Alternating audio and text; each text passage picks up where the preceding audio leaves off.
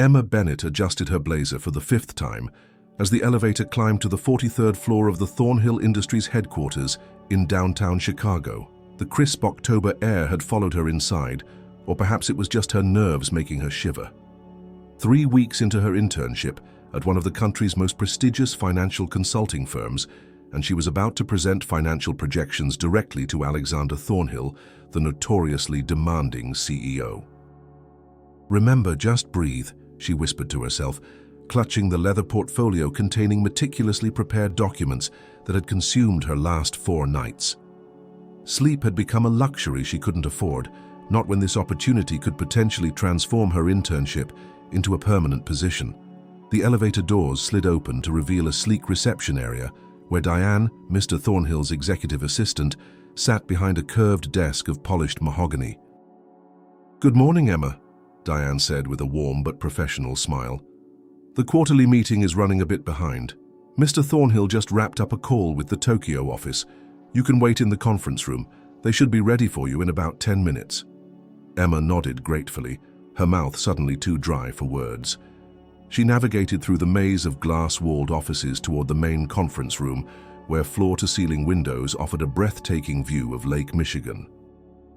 The sky was overcast, threatening rain, matching the churning in her stomach. Inside the empty conference room, Emma carefully arranged her documents and connected her laptop to the presentation system.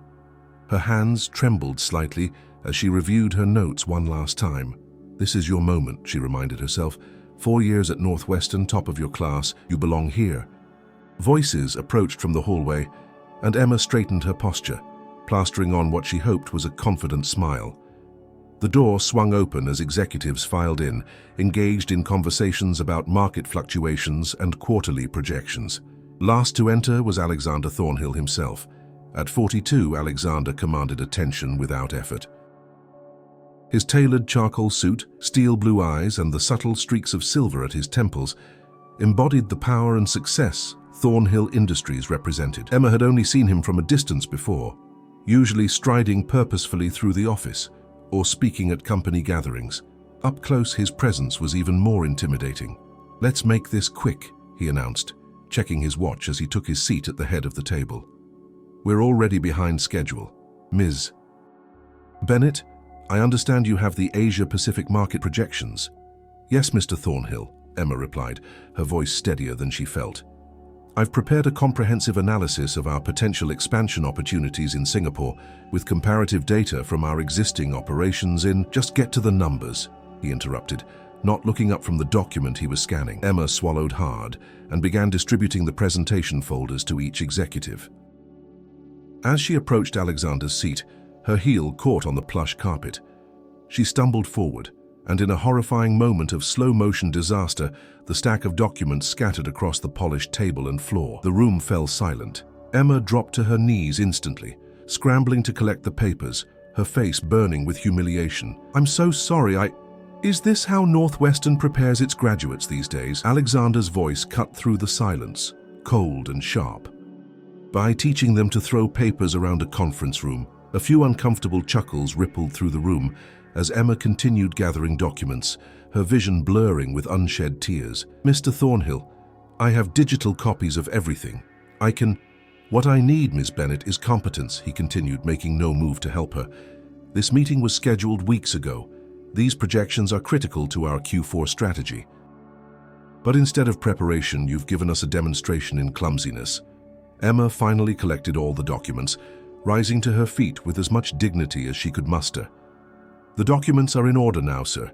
If you'll allow me to continue—" "I think we've seen enough," Alexander said dismissively. "Mark," he addressed the chief financial officer, "your team prepared backup projections, correct? Let's proceed with those instead." Mark cleared his throat uncomfortably. "Actually, sir, Emma's analysis was more comprehensive than our preliminary numbers. It might be worth—" "Fine." Alexander cut him off with an irritated wave. "Ms. Bennett, you have 5 minutes. Impress me, if that's possible." With shaking hands, Emma distributed the reorganized documents and began her presentation. Despite the disastrous start, she forced herself to focus on the content she knew thoroughly. The projections, the market analysis, the expansion strategy. This was her element. As she spoke, Her voice gradually found its strength. Several executives nodded appreciatively at her insights, but Alexander remained impassive, occasionally jotting notes without looking up. When she concluded exactly 5 minutes later, the room was silent again, but this time with a different quality, contemplation rather than discomfort. "Thank you, Ms. Bennett," Mark said, breaking the silence. "These projections will be valuable for our planning session next week." Alexander finally looked up, his expression unreadable. "The numbers seem sound, though optimistic. Leave the documents. We'll review them further and incorporate what's useful." He stood abruptly. "Meeting adjourned. Miss Bennett, clean up properly before you leave." As the executives filed out, Emma remained standing, clutching her empty portfolio. Only when the last person exited did she allow her shoulders to slump. She methodically gathered her materials, shut down her laptop, and straightened the conference room, determined to maintain professionalism despite the knot in her throat. Outside the conference room, Diane gave her a sympathetic look. "Don't take it personally, dear. He's been like that with everyone since the divorce." "Divorce?" Emma asked, momentarily distracted from her humiliation. Diane nodded. "Finalized last month. 15 years of marriage ended in a 3-hour mediation. He's been working 18-hour days since then, sleeping in his office half the time." She patted Emma's arm. "Your work is excellent." The rest of the executive team noticed, even if he didn't. Emma managed a weak smile. "Thanks, Diane. I appreciate that." As she waited for the elevator, Emma overheard Alexander's voice from his office, sharp and demanding on a phone call. The doors opened, and she stepped inside, grateful for a moment alone as tears finally spilled onto her cheeks.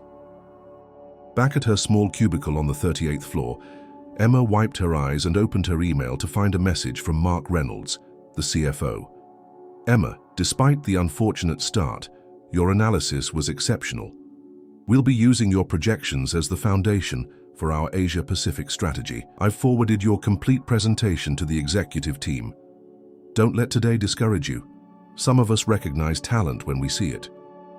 Mark Reynolds, CFO. Emma read the email twice, a small flame of pride rekindling amid the ashes of her embarrassment.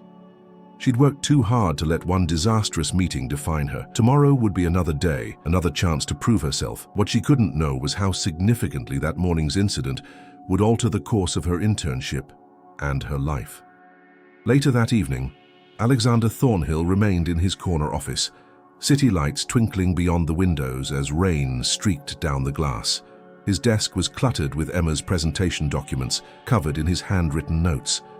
His phone buzzed with a message from his ex-wife. "Lawyers need one more signature. Can you meet tomorrow?" He ignored it, instead opening Mark's email about Emma's projections. Her analysis had been more thorough than he'd acknowledged, identifying opportunities his own team had missed. Yet all he could think about was the look on her face when he'd humiliated her. Hurt, yes, but also a flash of defiance that had caught him off guard. Alexander rubbed his tired eyes. Perhaps he had been too harsh. The divorce had left him bitter, his trust in others shattered, but that was no excuse for public cruelty to a promising intern. He made a note to have Diane schedule a meeting with Emma Bennett. An apology, perhaps, or at least a chance to evaluate her work properly without the weight of his personal frustrations coloring his judgment. Little did he know that this decision would be the first step on a path neither of them could have anticipated. The week following what Emma now mentally referred to as the incident passed in a blur of determination and anxiety. She arrived at the office earlier each morning, stayed later each evening, and threw herself into her work with renewed vigor. If her professional reputation needed rebuilding, she would lay each brick by hand with meticulous care. On Friday afternoon, Emma was deep in spreadsheet analysis when Diane appeared at her cubicle. "Mr. Thornhill would like to see you in his office," she said, her expression giving nothing away. Emma's stomach dropped. "Now?" "Immediately," Diane confirmed, already turning to leave. "And bring your laptop." The elevator ride to the 43rd floor felt like ascending to judgment. Emma mentally rehearsed responses to potential scenarios, being formally reprimanded, or worse, terminated from her internship program. Northwestern's competitive internship placement would be jeopardized if she failed so publicly. Diane led her directly to Alexander's office, knocking once before opening the door. "Emma Bennett is here, sir," Alexander stood with his back to the door, gazing out at the Chicago skyline. The afternoon sun illuminated his profile as he turned. "Come in, Ms. Bennett. Have a seat." Emma perched on the edge of a leather chair across from his imposing desk, balancing her laptop on her knees. "I've been reviewing your work," he began without preamble, returning to his seat. "Not just the Asia-Pacific projections, but everything you've contributed since joining us." Emma braced herself for criticism. "Your analysis on the Singapore expansion opportunities identified 3 potential partnerships we hadn't considered," he continued, his tone businesslike. "The risk assessment was particularly thorough." She blinked in surprise. "Thank you, sir."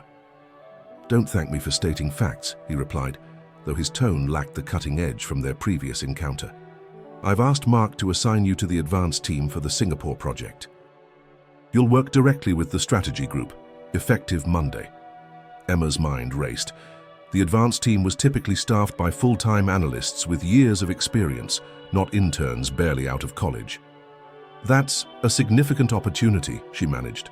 "May I ask why?" Alexander's steel blue eyes met hers directly for the first time. "Because you have insight our regular team lacks, because your analysis shows promise, and because I believe in correcting mistakes." "Mistakes?" she echoed. "My behavior in the conference room was unprofessional," he stated flatly. "Your stumble was minor. My response was disproportionate and inappropriate. This assignment isn't an apology. It's a correction based on merit." Emma hadn't expected an acknowledgement, much less anything approaching an apology. "I appreciate that, Mr. Thornhill. The project begins Monday morning, 8 a.m. sharp. The team meets in conference room C on 40. You'll report to Mark initially, but we'll transition to reporting directly to me after 2 weeks. He slid a file across the desk. "Background materials. Review them this weekend." "Yes, sir." Emma accepted the file, still processing the sudden reversal of her professional fortunes. "One more thing, Ms. Bennett." Alexander leaned forward slightly. "I expect excellence from everyone at Thornhill Industries, myself included. I failed to meet that standard last week. It won't happen again." Emma nodded, unsure how to respond to this unexpected vulnerability from a man known for his impenetrable professional facade. "That's all," he concluded, already turning his attention to his computer screen. Recognizing the dismissal, Emma stood. "Thank you for the opportunity, Mr. Thornhill. I won't disappoint you." As she reached the door, his voice stopped her. "Ms. Bennett." She turned. "Yes, the Singapore team works long hours. Make sure you're prepared for that commitment." "I am," she replied with newfound confidence. Something resembling approval flickered across his face before he returned to his work. The following weeks transformed Emma's internship experience. The Singapore expansion project consumed her days and most of her evenings, but she thrived under the pressure. The advanced team welcomed her contributions, and Mark Reynolds proved to be a supportive mentor. 2 weeks into the project, as promised, her reporting line shifted directly to Alexander.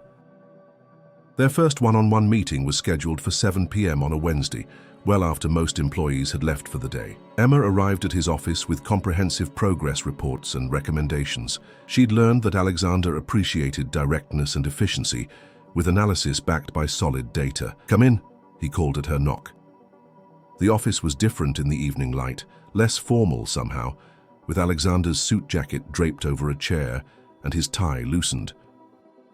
Multiple takeout containers suggested he'd been working through dinner, a common habit according to office gossip. "I've prepared an update on the Singapore negotiations," Emma began, opening her laptop. "Before that," Alexander interrupted, gesturing to a chair closer to his desk, "tell me what you think of Lawrence Chen's counter-proposal regarding the tech hub requirements." This wasn't what Emma had prepared for, but she'd studied every aspect of the project. "Honestly, I think he's overplaying his position. His company needs our investment more than they're admitting. Their last quarterly report showed a 14% decline in regional market share." Alexander's eyebrow raised slightly. "Go on." "The demands for exclusive development rights are excessive given their current capabilities," she continued, warming to the topic. "I've compiled a comparison of 3 similar partnerships in the region. In each case, shared development yielded 22% greater returns over 5 years. A ghost of a smile touched Alexander's lips. "You've done your homework, Ms. Bennett." "Emma," she corrected impulsively, then immediately wondered if she'd overstepped, but Alexander merely nodded. Emma then, show me this comparison. The meeting extended well past the scheduled hour as they delved into strategy. Alexander challenged her assumptions, pressed for deeper analysis, but also listened with genuine interest to her perspectives. It was a side of him rarely seen in the larger team settings, engaged, thoughtful, and occasionally even showing flashes of dry humor. As she gathered her materials to leave, Alexander said, "You'll join me for the video conference with Chen tomorrow. I want you to present your alternative framework directly." "Me?" Emma couldn't hide her surprise. "Wouldn't Mark be more appropriate? He has the seniority and Mark doesn't have your insight on this particular issue," Alexander interrupted. "Sometimes fresh perspectives carry more weight than titles.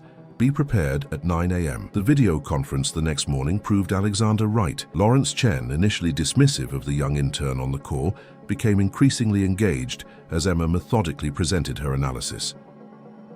By the end of the 2-hour negotiation, Chen had conceded on 3 major points, and a framework for moving forward was established. "Impressive work," Alexander commented afterward, as they walked back to his office. "Chen doesn't give ground easily." "Thank you," Emma replied, still riding the adrenaline rush of the successful negotiation. "Though I think your reputation did most of the heavy lifting." Alexander paused at his office door. "Don't underestimate yourself, Emma. Your preparation made the difference today." Something shifted in that moment, a subtle change in how they regarded each other. No longer merely CEO and intern, but colleagues with mutual professional respect. Over the following month, their collaboration deepened. Late-night strategy sessions became commonplace as the Singapore project advanced. Emma discovered that behind Alexander's intimidating professional persona was a brilliant strategic mind and unexpected depth. He spoke of business not just in terms of profit margins, but as a means of creating sustainable value. For his part, Alexander found in Emma not only analytical talent, but a refreshing directness. Unlike many who worked for him, she wasn't afraid to challenge his assumptions or offer alternative perspectives, always respectfully, but without the hesitation that frustratingly permeated his executive team. One evening, after successfully closing a critical phase of negotiations, the advanced team celebrated with drinks at an upscale bar near the office. Emma was gathering her coat to leave when Alexander appeared beside her. "May I walk you out?" he asked, surprising her. Outside, the Chicago night was crisp with early December air. They walked in comfortable silence for a block before Alexander spoke. "You've made a significant impact on this project," he said. "The board has taken notice." "That's good to hear," Emma replied, wondering where this conversation was heading. "Your internship concludes at the end of December," he continued. "I'd like to offer you a permanent position, junior strategy analyst, reporting directly to me." Emma stopped walking. "That's several levels above the usual entry position." "The usual entry position is for usual candidates," Alexander replied matter-of-factly. "Your work merits the role." "I'm honored," she said sincerely. "And yes, I accept." "Good," he nodded, satisfaction evident in his expression. "We'll formalize everything next week." They resumed walking, and Emma noticed Alexander seemed uncharacteristically hesitant, as if weighing something in his mind. "Is there something else?" she prompted gently. He glanced at her, then back at the sidewalk ahead. "I've been invited to speak at the Northwestern Business School's Winter Symposium next week. Given your connection to the university, I thought you might have insights on what approach would resonate with the students. You're asking for my advice on your speech?" Emma couldn't keep the surprise from her voice. "Is that so unusual?" A hint of the old defensiveness crept into his tone from Alexander Thornhill. "Yes, it is," she replied honestly. "But I'm happy to help." The students would appreciate real-world examples over theory, perhaps something from the Singapore project.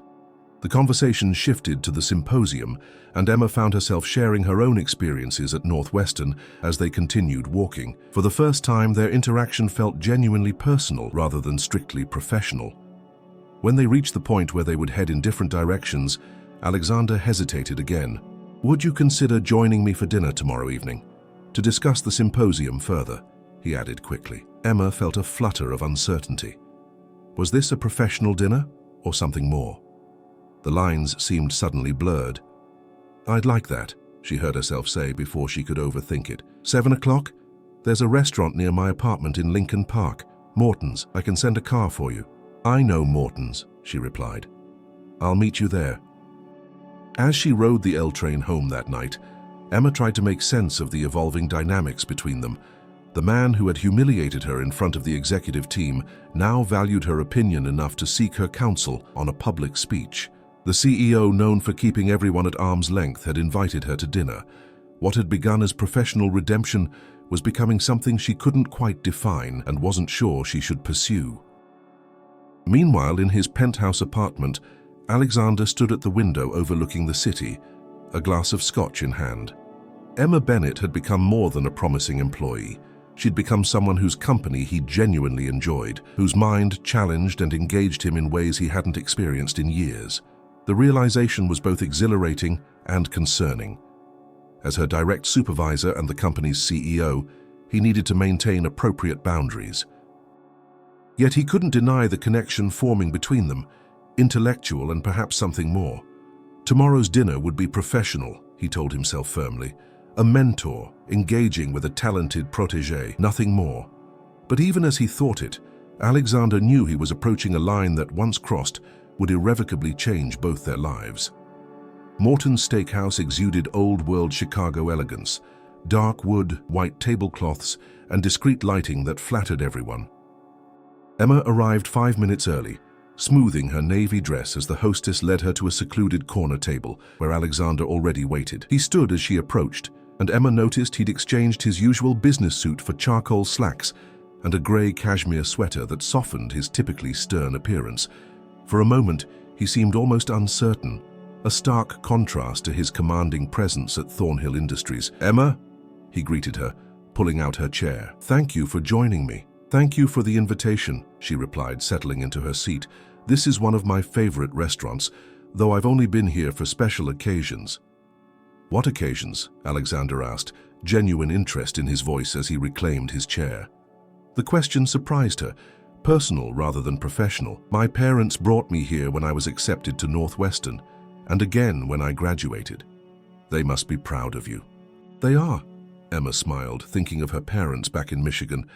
"My father worked for the same manufacturing company for 30 years. He couldn't quite understand why I wanted to study finance until he saw my first internship offer." Alexander nodded. "My father was similar, believed in loyalty to one company, one career path. He never approved of my venture capital work." This glimpse into his personal history intrigued Emma. In all their work together, Alexander rarely shared anything about himself. A waiter appeared with water and menus, and Alexander ordered a bottle of wine after a brief consultation with Emma. The ritual of selecting appetizers and entrees provided a comfortable structure to begin the evening. "So," Emma said once they were alone again, "the Northwestern Symposium. Have you decided on your approach?" Alexander leaned back slightly. "I'm considering discussing the evolution of global investment strategy in emerging markets, using our Singapore project as a case study." "That would certainly be relevant," Emma agreed. "The international business program has expanded significantly since I was there." "But you don't sound convinced," he observed astutely. Emma considered her response carefully. "Business theory is valuable, but what students really hunger for is insight into leadership, the human elements of decision-making under pressure, navigating complex relationships, building trust across cultural barriers." She paused. "The aspects of business that can't be learned from textbooks." Alexander studied her thoughtfully. "Like our negotiation with Lawrence Chen." "Exactly. The strategy was important, but what really secured the deal was your ability to read the room, to understand when to press and when to concede." Their conversation flowed naturally from there, moving from the symposium to broader discussions of business philosophy and leadership. The wine arrived, followed by their appetizers, and Emma found herself increasingly at ease despite the setting's formality. "May I ask you something personal?" Alexander inquired as they awaited their main course. "Of course," Emma replied, though a flicker of caution arose within her. "Why finance? You have an analytical mind, certainly, but also remarkable interpersonal instincts. Many with your talents gravitate toward law or politics." Emma appreciated the thoughtfulness behind the question. I grew up watching my parents struggle with financial decisions, not because they weren't intelligent, but because the system seemed deliberately complex and opaque. I wanted to understand it from the inside, to eventually make it more accessible. Hence your interest in our consumer financial products division, Alexander noted, connecting dots from her earlier work. Yes, though the Singapore project has broadened my perspective considerably. Alexander nodded, a hint of pride in his expression. You've adapted remarkably well to international strategy for someone early in their career. Their entrees arrived, momentarily pausing the conversation. As they began eating, Emma realized how far they'd come from that disastrous first meeting. The man who had publicly berated her now sought her opinions and shared his thoughts with surprising openness. "What about you?" she ventured, emboldened by the evening's easy rapport. "Did you always know you wanted to build Thornhill Industries?" A shadow crossed Alexander's face. "No. Originally, I planned to pursue academia, economic theory. My father's unexpected death changed that trajectory. The family business was struggling and I felt obligated to step in." "I'm sorry about your father," Emma said softly. Alexander acknowledged her sympathy with a slight nod. "It was 20 years ago. I was 22, fresh out of university with grand theoretical ideas and no practical experience. The first 3 years were humbling. Yet you transformed a regional manufacturing company into a global financial powerhouse," Emma observed. "That's extraordinary." "It came at costs I didn't anticipate," he replied, his gaze momentarily distant. Then, seeming to catch himself revealing too much, he shifted the conversation. "Tell me about your long-term ambitions, Emma. Where do you see yourself in 5 years?" The standard interview question felt different in this context, more genuine, less performative. Emma considered her answer carefully. "Leading strategy for an international division," she said finally. "Developing financial products that serve underrepresented markets while delivering sustainable returns." Alexander's eyes reflected approval. "Ambitious, but specific. I appreciate that." As dinner progressed into dessert and coffee, their conversation continued to weave between professional subjects and more personal revelations. Emma learned about Alexander's passion for architectural restoration, his preference for classical music, his habit of reading historical biographies to unwind. In turn, she shared stories about her competitive swimming background, her volunteer work teaching financial literacy, her love of classic films. The restaurant had nearly emptied when they finally prepared to leave. Alexander insisted on paying, despite Emma's offer to split the bill. "This was my invitation," he said firmly. "Consider it a small recognition of your contributions to the Singapore project." Outside, the December air had turned bitter cold. Snowflakes drifted lazily under the streetlights as they stood momentarily uncertain on the sidewalk. "May I drive you home?" Alexander offered. "My car is in the parking garage." Emma hesitated. Accepting felt like crossing yet another line in their evolving relationship. "I can catch a rideshare," she began. "It's late and the weather's turning," he pointed out reasonably. "No ulterior motives, I assure you." His directness made her smile.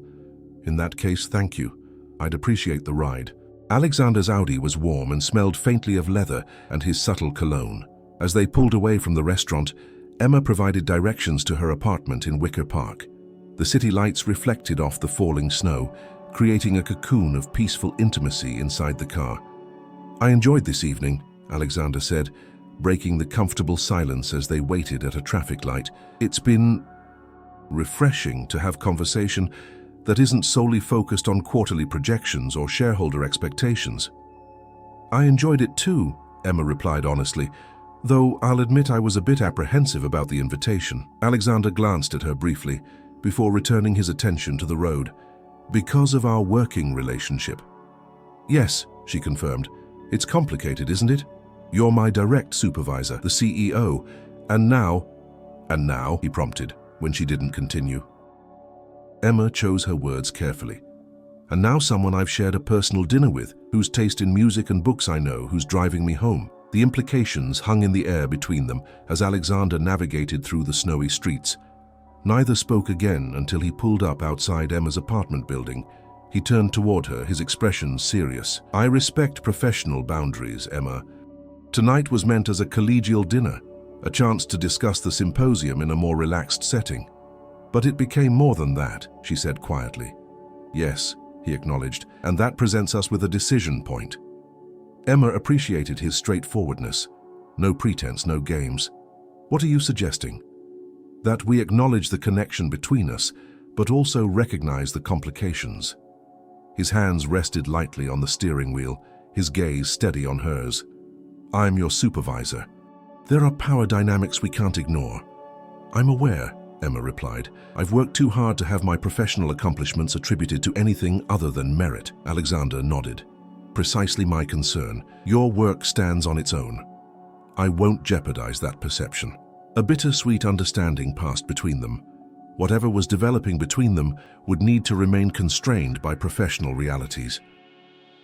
Thank you for dinner, Alexander, Emma said, finally reaching for the door handle. And for the ride home. Emma, he said, stopping her with just her name. When she turned back, he continued, The symposium is next Friday. Perhaps we could continue this conversation afterward. She heard what he wasn't saying explicitly, a suggestion to revisit these questions once the professional collaboration of the symposium was concluded. I'd like that, she replied. Outside in the gently falling snow, Emma watched the red taillights of Alexander's Audi disappear around the corner before entering her building. The evening had shifted something fundamental between them, creating possibilities neither had anticipated. The Northwestern Business School Symposium transformed Alexander and Emma's professional dynamic yet again. His speech, incorporating her suggestions about leadership challenges and personal insights, received enthusiastic response from students and faculty alike. Emma, seated in the audience, felt a complex pride watching him engage with her alma mater. Afterward, at the reception, Alexander introduced Emma to the dean and several professors as the strategic mind behind our Singapore expansion. His public acknowledgement of her contributions, particularly in the university where she'd been a student just months earlier, meant more than any private praise. As the reception wound down, Alexander approached her near the refreshment table. Your suggestions made all the difference, he said quietly. Thank you. You're the one who delivered it brilliantly, she countered. I just offered perspective. A comfortable silence settled between them before Alexander spoke again. How about our conversation last week? He began, then glanced around at the remaining attendees. Perhaps not here. No, Emma agreed. Not here. I have a proposition, he continued, keeping his voice low. Professional in nature, he clarified. The Tokyo office needs support with their strategic planning. It would mean a 2-week assignment in January. Emma processed the information. You're offering to send me to Tokyo as lead analyst for the project, he confirmed. It's an opportunity you've earned through your work. Mark would supervise while you're there, temporarily removing our direct reporting relationship. The implication was clear, a professional opportunity that would also create space to explore their personal connection without the immediate supervisor-employee dynamic. I'd be interested, Emma said carefully, both in the Tokyo assignment and in continuing our conversation after the holiday break. Relief and something warmer flickered in Alexander's eyes. Good. We'll discuss the details next week. As December progressed, Thornhill Industries buzzed with year-end activities and holiday preparations. Emma's permanent position was officially announced, generating congratulations from colleagues and a few raised eyebrows from those who noted her rapid advancement. She worked diligently to demonstrate that her promotion was justified by results, not favoritism. Alexander maintained strictly professional interactions at the office, their dinner conversation seemingly set aside by mutual agreement until after the holidays. Yet small gestures revealed a continued connection, a book of architectural photographs appearing on her desk after she'd mentioned an interest in Chicago's historic buildings, a coffee waiting for her before early morning meetings, thoughtful questions about her weekend plans. The company's holiday party, held at an elegant downtown hotel ballroom, provided another shift in their evolving relationship. Emma arrived with several other junior staff members, wearing a deep green velvet dress that complemented her auburn hair. Alexander was already there, making obligatory rounds among the board members and executives. Their eyes met across the room several times during the evening, but it wasn't until after dinner, when the dance floor opened and the atmosphere relaxed with flowing champagne, that Alexander approached her. Would you care to dance? he asked formally, conscious of watching eyes around them. Emma hesitated only briefly before accepting. One dance would be appropriate, I think. On the dance floor, Alexander maintained a respectable distance as they moved to the jazz quartet's rendition of a classic holiday song. Yet even this proper public interaction felt charged with unspoken possibility. "You look beautiful tonight," he said quietly, his hand warm against her back. "Thank you," she replied. "You clean up pretty well yourself." His low chuckle surprised and delighted her. High praise from someone who's seen me at 2 a.m., poring over contract clauses. As the song ended, Alexander stepped back, his hand lingering briefly on hers. "The Tokyo arrangements are finalized," he said, seamlessly shifting to professional matters. "You'll leave January 8th, returning the 22nd. "I've been reviewing the preliminary materials," Emma replied. "The market entry challenges are considerable." "Nothing you can't handle," he said with quiet confidence that warmed her more than the compliment itself. The moment was interrupted by Board Chairman William Harrington, who approached with determined purpose. "Alexander, Senator Mitchell has just arrived. He's asking for you specifically." "Duty calls," Alexander said to Emma with a hint of regret. "Enjoy the rest of your evening." She watched him move smoothly into his role as CEO, greeting the senator with practiced ease. The contrast between that public figure and the man who had shared personal stories over dinner, who had just held her hand a moment too long after their dance, fascinated her. Later that evening, as Emma prepared to leave the party, her phone vibrated with a text message.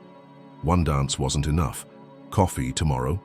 Lakefront, 10 a.m. The sender was listed simply as AT. Emma stared at the message, recognizing the significance of Alexander reaching out via personal text rather than company email. This was deliberately outside professional channels, a clear step across the line they'd been careful to maintain. After a moment's consideration, she typed her reply. "Lakefront coffee sounds perfect. See you at 10. As she sent the message, Emma knew they were entering new territory. The professional boundaries were blurring, and whatever happened next would irrevocably change their relationship, for better or worse. The lakefront path was nearly empty on the cold Saturday morning, most Chicagoans sensibly remaining indoors, where winter couldn't reach them. A few dedicated runners passed by, breath-forming clouds in the frigid air, but otherwise, Emma and Alexander walked in relative solitude, coffee cups warming their gloved hands. Lake Michigan stretched before them, steel gray and vast, waves capped with white under the winter sky. The city skyline stood in sharp relief against the clear blue backdrop, a reminder of the world they temporarily left behind. "I come here often," Alexander said, breaking their comfortable silence. "Something about the scale of the lake puts business challenges into perspective." Emma nodded, understanding exactly what he meant. Northwestern's location right on the lake was what first drew me to the school. I used to study on the rocks when the weather permitted. Something about the water helps me think clearly. They continued walking, a respectful distance between them despite the personal nature of their conversation. "Emma," Alexander began, his tone more serious, "I wanted to speak with you away from the office, away from the professional dynamics that constrain us there." "I know," she replied softly. "I've been thinking about our situation constantly." He stopped walking, turning to face her fully. "In my 20 years in business, I've never found myself in this position. I've always maintained clear boundaries between my professional and personal life. And now those boundaries are blurring," Emma stated, meeting his gaze directly. "Yes." The single word carried the weight of his acknowledgement. "I find myself thinking about you in ways that go beyond professional admiration. Your intelligence, your perspective, your company, I've come to value all of it more than I should as your supervisor." The directness of his confession sent a flutter through Emma's chest. "I feel the same way," she admitted. "But the complications remain. You're still the CEO. I'm still a newly promoted analyst. The power dynamics don't simply disappear because we acknowledge them." Alexander nodded, his expression grave. "Which is why I've been considering alternatives." "Alternatives?" Emma questioned. "The Tokyo assignment creates temporary distance from our direct reporting relationship, but for anything meaningful to develop between us, we need a permanent solution." He took a deep breath. "I've spoken with Mark about restructuring the strategy department. Under the new arrangement, you would report directly to him rather than to me." Emma processed this information carefully. You've already discussed this with Mark. Only the organizational structure, not the personal reasons behind it, Alexander clarified quickly. He's been advocating for additional senior support given the Singapore and Tokyo expansions. And you think this would resolve the professional complications? Emma asked, both impressed and concerned by how thoroughly he'd considered their situation. Not entirely, but it would remove the direct supervisory conflict. Alexander's gaze remained steady on hers. I'm not suggesting this change solely for personal reasons. It makes organizational sense given our growth. But I won't pretend my feelings for you haven't accelerated the timeline. Emma appreciated his honesty. I need to know that my work will continue to be evaluated on merit, not on our personal connection. That's precisely why the reporting change is necessary, he agreed. Your accomplishments should stand on their own, recognized by the organization broadly, not just by me. They resumed walking, both contemplating the implications of what they were discussing.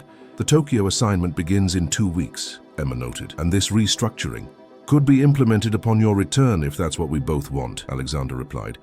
I believe in being methodical, Emma. This isn't a decision to rush. His careful approach reassured her. This wasn't impulsive attraction, but thoughtful consideration of a relationship with significant implications for both their lives. What about the board, the other executives? She asked. Even with a changed reporting structure, there would be perceptions to manage. Alexander nodded. Yes, transparency would be essential, though privacy would also need to be respected. A delicate balance. They reached a small plaza with benches overlooking the lake. By mutual agreement, they sat, despite the cold stones seeping through their winter clothing. I've built my career on calculated risks, Alexander said after a moment, assessing potential returns against possible losses, but this... He gestured between them. This defies that kind of analysis. Emma smiled softly. Not everything of value can be quantified on a spreadsheet. A difficult concept for a financial strategist to accept, he replied with a hint of self-deprecation. Perhaps that's why you need someone like me in your life, Emma suggested, surprising herself with her boldness, to remind you of the immeasurable things. Alexander's expression softened. Is that what you want, Emma? To be in my life beyond our professional connection? The directness of his question demanded equal honesty in return. Yes, she answered simply. Despite the complications, despite the risks to my professional reputation, despite the 13-year age difference, yes, there's something between us worth exploring.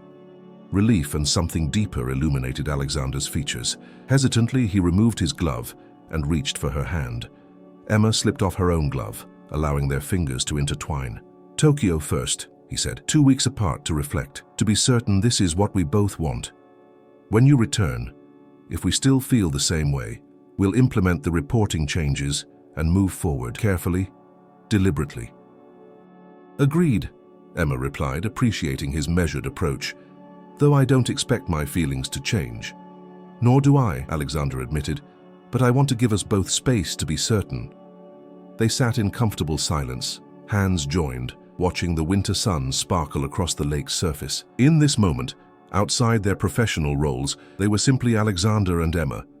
Two people acknowledging a connection that had grown from adversity into something neither had anticipated, but both now cherished. January arrived with brutal cold and Emma's departure for Tokyo. The 14-hour flight gave her ample time to reflect on the rapid evolution of her relationship with Alexander.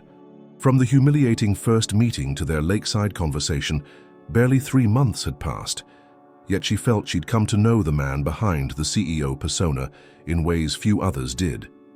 Tokyo immersed her in new challenges.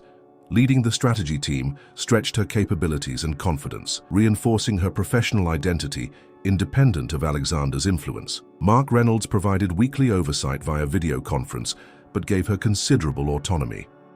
Alexander maintained appropriate professional contact, formal emails about project benchmarks, occasional team video conferences, but also sent personal text messages, observations about books they'd discussed, questions about her experiences in Japan, small glimpses into his days without her. The lakefront is frozen solid this morning, eerily beautiful, reminded me of our conversation. How was the meeting with Tanaka-san? Your instincts about his hesitations were spot on. Found myself at Northwestern today for a guest lecture. The students asked about Singapore. Your influence on that project remains evident. Emma responded with equal care, keeping professional and personal communications distinctly separate. Tokyo at dawn is an extraordinary contrast of ancient and ultra-modern. You would appreciate the architectural juxtapositions. Remembering your advice about patience in negotiations saved today's meeting. Thank you for that lesson. Missing our conversations. The strategic insights, yes, but also everything else. The distance clarified rather than diminished their connection. By the time Emma boarded her return flight, she felt more certain about her feelings for Alexander, not less. He met her at O'Hare, a gesture that surprised her. The CEO personally collecting an employee from the airport would certainly raise eyebrows if observed. But at 11 p.m. on a Sunday night, the terminal was relatively empty. "Welcome home," he said simply, taking her carry-on bag despite her protests. "It's good to be back," Emma replied, suddenly shy after 2 weeks apart. "Though Tokyo was incredible. Your reports were exemplary," Alexander noted as they walked toward the parking garage. "Mark was impressed with how you handled the Nikki presentation. High praise coming from Mark," she smiled. "He sets exacting standards, as he should," Alexander agreed. Then, more quietly as they reached his car, "I've missed you, Emma." The simple statement warmed her more than any elaborate declaration could have. "I've missed you too." The drive back to her apartment was filled with comfortable conversation, Emma sharing impressions of Tokyo, Alexander updating her on developments at Thornhill Industries. It wasn't until they arrived outside her building that the deeper question resurfaced. "I've implemented the departmental restructuring," Alexander said, turning toward her after parking. "Effective tomorrow, you officially report to Mark as Senior Strategy Analyst for Asia-Pacific markets." Emma nodded, understanding the significance. "And you're still certain about pursuing this beyond professional collaboration?" "More certain than when you left," he confirmed. "These 2 weeks have only reinforced what I already knew. But what about you, Emma? Has Tokyo changed your perspective?"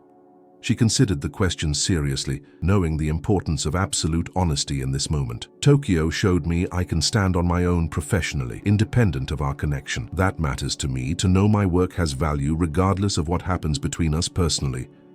"And what do you want to happen between us?" Alexander asked, his voice low and intent. Emma met his gaze directly. "I want to explore this connection without the constraints of professional hierarchy. I want to know Alexander the man, not just Thornhill the CEO." The subtle tension in his shoulders eased.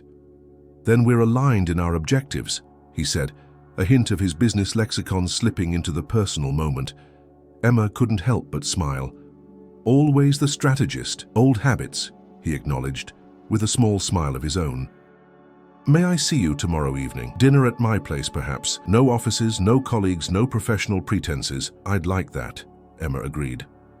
Alexander reached across the console, his hand finding hers. "One more thing before you go," he said quietly.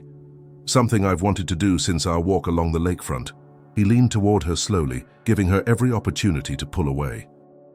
Instead, Emma met him halfway, their lips connecting in a gentle, questioning kiss that quickly deepened with mutual certainty. When they finally separated, Alexander's expression held wonder and restraint in equal measure. "Until tomorrow, then," he said softly. "Tomorrow," Emma echoed, reluctantly opening the car door. As she entered her apartment building, Emma felt as though she stood at a threshold, not just of her home, but of a new chapter in her life, one she hadn't anticipated, but now couldn't imagine declining to explore. The following weeks unfolded with deliberate care. At Thornhill Industries, Emma and Alexander maintained strictly professional interactions, cordial but never personal, their meetings always including others. The restructuring provided legitimate professional distance, though office speculation inevitably arose about the rapid organizational changes. In private, their relationship developed with the same thoughtfulness that characterized their professional approaches. Dinners at Alexander's penthouse apartment or quiet restaurants away from the financial district allowed them to build a connection based on mutual interests, shared values, and growing affection. Alexander revealed more of himself away from the office, his passion for architectural preservation, his complex relationship with his late father's legacy, his genuine concern for creating sustainable business practices. Emma shared her family history, her ambitions beyond corporate success, her perspective as someone who had grown up far from the privileges Alexander had known. Their different backgrounds and experiences enriched rather than divided them. Emma challenged Alexander's sometimes rigid thinking, while he provided perspectives on leadership and strategy that expanded her professional horizons. Physical intimacy evolved naturally between them, neither rushed nor restrained, but unfolding with the same deliberate care they applied to the emotional aspects of their relationship. 6 weeks after Emma's return from Tokyo, Alexander raised the question they'd both been carefully avoiding. "The quarterly board meeting is next Friday," he said as they sat together on his balcony, watching the city lights below. "I believe it's time we disclose our relationship officially." Emma felt a flutter of anxiety. "To the board?" "To HR first, following protocol, then yes to the board," Alexander confirmed. "We've maintained appropriate professional boundaries, implemented the reporting restructuring. We've done everything by the book, but transparency matters in this situation." "There will be talk," Emma noted. "Assumptions that my promotion wasn't earned." Alexander took her hand. "Your work speaks for itself. The Singapore and Tokyo successes are documented, with evaluations from multiple executives, including Mark. We have nothing to hide or apologize for." Emma appreciated his confidence but still harbored concerns. "Some will see me differently regardless." "Some will," he acknowledged honestly. "But attempting to hide our relationship would only fuel more damaging speculation if discovered. Corporate ethics require disclosure of potential conflicts of interest." He was right, of course. The CEO dating a junior executive, even one who no longer reported to him directly, was precisely the kind of situation that required transparent handling. "All right," Emma agreed. "Let's make it official." The disclosure process proceeded with the formality and documentation that characterized Thornhill Industries' corporate culture. Human Resources received their signed relationship disclosure forms, acknowledging the changed reporting structure and confirming no conflicts of interest in current projects. The Chief Legal Officer reviewed and approved the arrangements. The board meeting discussion was brief but direct, with Alexander recusing himself while the Chief Legal Officer presented the situation and confirmed all appropriate steps had been taken. When Alexander returned to the boardroom, Chairman Harrington simply nodded and moved to the next agenda item, the corporate equivalent of blessing. The official acknowledgement lifted a weight from both Alexander and Emma, allowing them to navigate their dual relationship, professional and personal, with greater ease. They maintained appropriate boundaries at work, while no longer needing to hide their connection entirely. Office gossip flared briefly, but subsided as Emma continued to demonstrate exceptional performance, and Alexander maintained his characteristically demanding leadership style with all employees, including her. Mark Reynolds' visible respect for Emma's work also helped quell suggestions of favoritism. By early spring, their relationship had become an accepted reality within Thornhill Industries. Emma's leadership of the expanding Asia-Pacific strategy team established her professional reputation independently of her connection to Alexander, while his mentorship of other promising employees demonstrated that his support of talent extended well beyond personal preference. On a warm May evening, Alexander invited Emma to dinner at the same Morton's Steakhouse, where they'd shared their first personal conversation 6 months earlier. The restaurant held significance for both of them, a turning point in their journey from adversarial beginning to meaningful partnership. "Nostalgic?" Emma asked as they were seated at the same corner table. "Sentimental, perhaps," Alexander admitted with a smile. "I find myself reflecting on how much has changed since we sat here in December." "Everything has changed," Emma observed, "though I certainly couldn't have predicted it that first day in the conference room when I dropped those documents." Alexander winced slightly at the memory. "Not my finest moment as a leader." "But perhaps necessary," Emma suggested thoughtfully. "That incident forced both of us to reassess our initial impressions. You saw beyond my clumsiness to recognize my work. I saw beyond your harshness to understand your standards." "A generous interpretation," he replied, reaching for her hand across the table. "But I prefer to think our story truly began here, in this restaurant, when we first spoke as individuals rather than as CEO and intern." Dinner progressed with comfortable conversation about work developments, weekend plans, and a potential trip to Michigan to meet Emma's parents, a significant step they'd been discussing for several weeks. After their entrees were cleared, Alexander seemed to grow uncharacteristically nervous, checking his watch twice and adjusting his tie unnecessarily. "Is everything all right?" Emma asked, concerned by his unusual behavior. "Yes," he assured her quickly. He paused, then smiled ruefully. "For someone who regularly negotiates multi-million-dollar deals, I find myself unaccountably anxious about what I'm about to say." Emma's heart quickened. "And what is that?" Alexander took a deep breath. "These past months have transformed my life in ways I never anticipated. You've challenged me professionally, supported me personally, and brought joy back into my days when I thought that part of my life was finished." He reached into his jacket pocket and withdrew a small velvet box, placing it on the table between them. "This isn't impulsive, Emma. You know I don't make decisions without thorough consideration." His voice held equal measures of certainty and vulnerability. "But I've analyzed this from every angle, and all evidence points to the same conclusion. I love you, and I want to build a future with you." Emma's eyes widened as Alexander opened the box, revealing an elegant diamond ring with a vintage setting. "I'm not asking you to answer immediately," he continued. "I understand this is a significant decision with professional and personal implications. Take whatever time you need to—" "Yes," Emma interrupted, surprising them both with her immediacy. Alexander blinked. "Yes?" "Yes," she repeated, more certainty in her voice. "I love you, Alexander. I don't need time to consider a future with you. I've already been imagining it." Relief and joy transformed his expression as he stood, moving around the table to kneel beside her chair. Alexander Thornhill, CEO of a global financial enterprise, humbling himself before the woman who had once been his intern. "Emma Bennett," he said formally, taking the ring from its box. "Will you marry me?"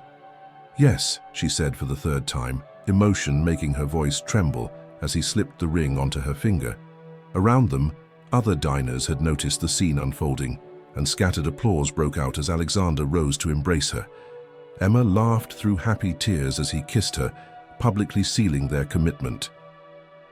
Later that evening, as they walked hand in hand along the lakefront path where they'd first acknowledged their feelings, Emma marveled at the journey that had brought them to this moment. "From dropping documents to engagement in 6 months," she mused. "If someone had told me this would happen that first day at Thornhill Industries, I would have thought they were delusional." Alexander smiled, squeezing her hand gently. "The best strategies often emerge from unexpected circumstances." "You taught me that, and you taught me that first impressions aren't always accurate," Emma replied. "That sometimes what begins as a professional disaster can become the foundation for something extraordinary." They stopped walking, turning toward each other as the lights of Chicago sparkled across the water. Behind them lay the path they'd traveled, from humiliation to redemption, from professional respect to personal connection.